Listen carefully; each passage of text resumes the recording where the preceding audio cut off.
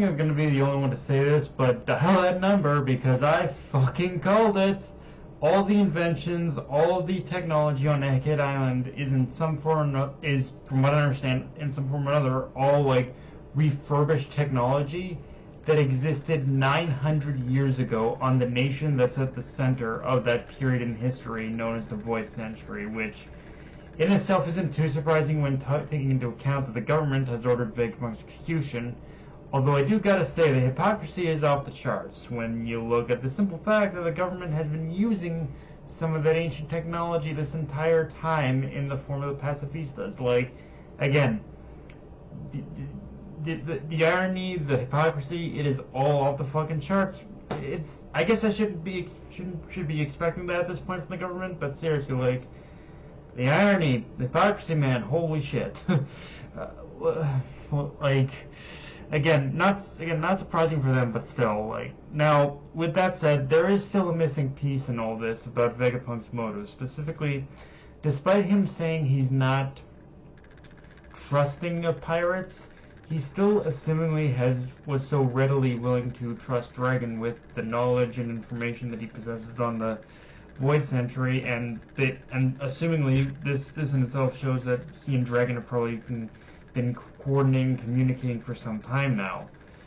So again, what's the history there between Dragon and Vegapunk? How long have they known each other? Because if this is only a glimpse into the technology of the Void Century, then I can only imagine what else Vegapunk and Dragon know, because these past couple of chapters have definitely put both these characters at the center of all this, which granted, from the looks of it, we are about to go into a bit of history lesson next chapter, but it's also kind of one of those things that just begs the question, like I know that Oda keeps going back and forth about when the series is actually going to end, but, like, how much more time is it really going to last? Because with us having reached this critical point in time, like, the next obvious step is for Luffy and the crew in order to find Dragon and learn what he knows about the Void Century. Like, that would have to be, like, the next logical step after this point. So, like,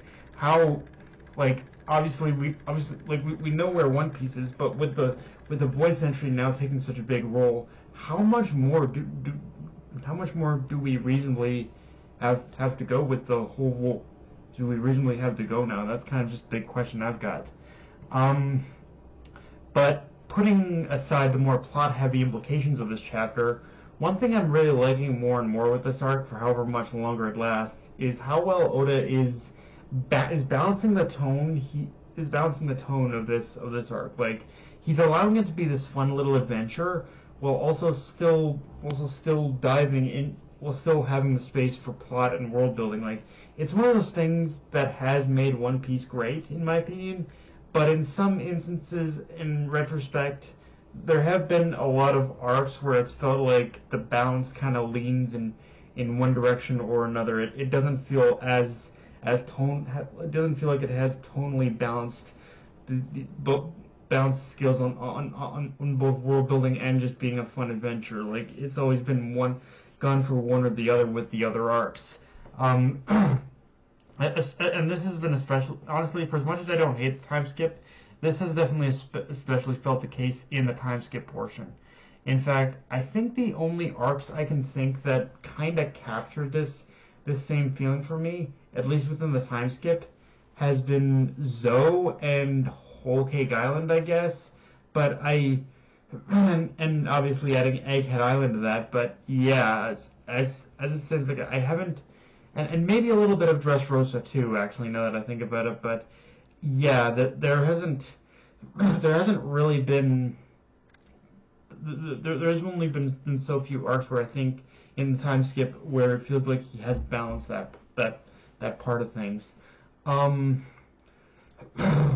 which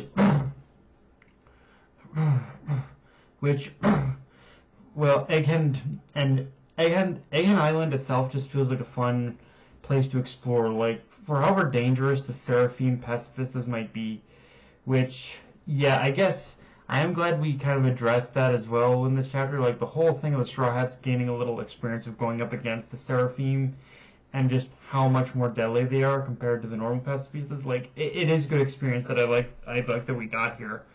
Also, one other thing I want to take note of is Oda is really doing a great job at giving each Vegapunk its own unique character design and personality, to the point where I don't want them to die, but I'm forced to believe that it's one of those things that's exactly what Oda is setting up here. Like, he's giving us all this time with all the different versions of Vegapunk, because Vegapunk himself is going to die. Like, I think this is the closest that we're ever actually going to get to meeting.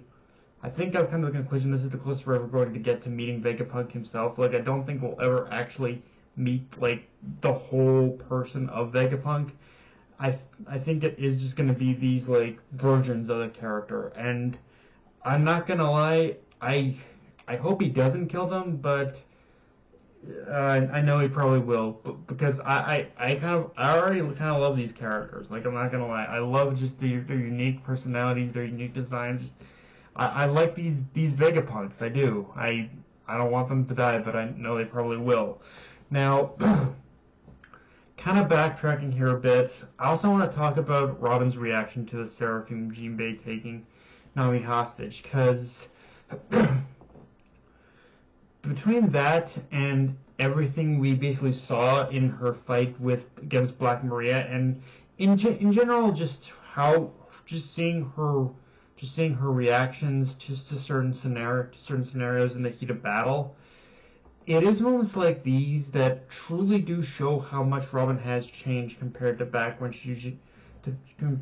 then. Like, at this point, Robin has reached a very interesting apex of her character development, where she genuinely fucking cares about the safety of the crew and her crewmates, to a much more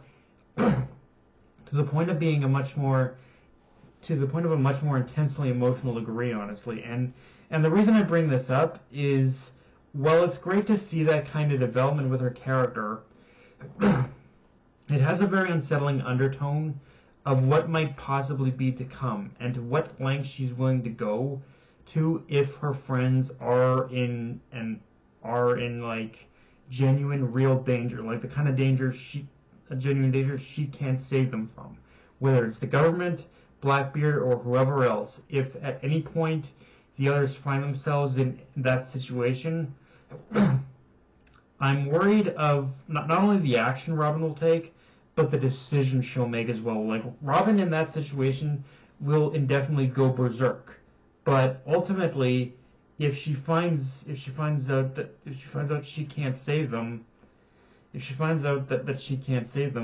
she might ultimately end up being captured, end up in a situation where she's forced to surrender and be captured again, almost to the point of becoming her greatest downfall to protect the one she loves. Like, I could be reading too much into it, but it is a growing trend with her character that does scare me a little bit, of like, she might find herself in a situation where she'll have to invariably probably, like, surrender in order to protect her friends. But with that being said, let's talk about the one thing I genuinely did not like about this chapter, which is Caribou's return. And before I go completely bashing the guy, I will say Oda has proven he knows how to make the best use of his characters, and he definitely showed that with Caribou in Wano. But honestly, I find myself and Zoro on the same wavelength in this situation, which is, thanks for the help, but please fucking go away. Like, seriously. But Buggy's one thing, like, but I, honest to God, don't know what Oda is even doing with this character. Like, with Buggy, like for however much of a trickster and a troll he is, you kind of get the sense that he genuinely has a point in the story, however little it is. But with this character, again, like, Oda, like, what's the point of this guy? Seriously, give us some inclination of what direction you're going with him, because honestly, I don't know what you're doing with Caribou. Like, I don't give a fuck about this guy. What are you doing? But yeah, that's all I got for this. Anyway, guys, that's really all I got for this review. If you enjoyed the video, like, comment, subscribe, follow me on Twitter, Analyst Crunchyroll. Be sure to notification bell, hit the subscribe button, and just share the video around, guys. Dark Knight Renee, signing off. Later, everyone.